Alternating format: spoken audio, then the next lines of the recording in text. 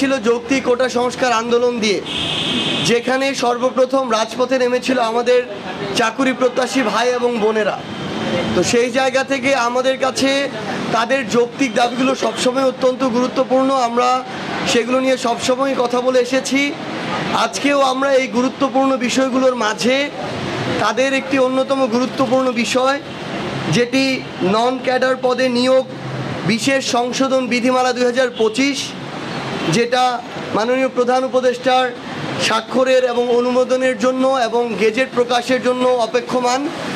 আমরা সে বিষয়ে আমাদের এনসিপির পক্ষ থেকে অনুরোধ করেছি যেন সেটা খুব দ্রুত করা হয়।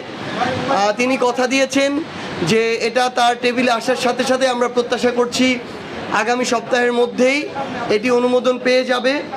পাশাপাশি আমরা জনপ্রশাসন মন্ত্রণালয় থেকে পিএসসিতে 43তম বিসিএসের যে নন ক্যাডার প্রার্থীদের জন্য অধিযাচিত পদসমূহে যেগুলো রয়েছে নন ক্যাডারের, সেগুলোতে যেন দ্রুততম সময়ে এই তাদের সুপারিশের জন্য প্রস্তাব করা হয়।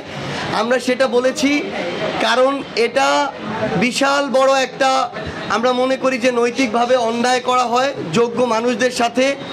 একজন মানুষ এবার শিক্ষা ক্যাডারে সুপারিশ প্রাপ্ত হয়েছে, পরের বার তিনি অন্য একটা ক্যাডার প্রত্যাশায় যখন আবার পরীক্ষা দেন কিন্তু পুনরায় শিক্ষা ক্যাডার পান, তখন তিনি সিনিয়রিটির জন্য পূর্বের ক্যাডারেই থেকে যান, শিক্ষা ক্যাডারেই আগের যে নিয়োগ সেটাতেই থেকে যান। দুইটা সমস্যা হয়, এক, ওই মানুষটি নতুন করে যে পদটি পেয়েছিলেন ওই পদটি খালি থাকে, এবং তারপরেরই যে যোগ্য মানুষটি ছিল তিনি ওই পদটা থেকে বঞ্চিত হন। এই রকম প্রত্যেকটা ক্যাডারেটি দেখা যায়। আমরা মনে করি অতি দ্রুততম সময়ের মধ্যে এবং আগামী সপ্তাহে এই সমস্যার সমাধান করা প্রয়োজন।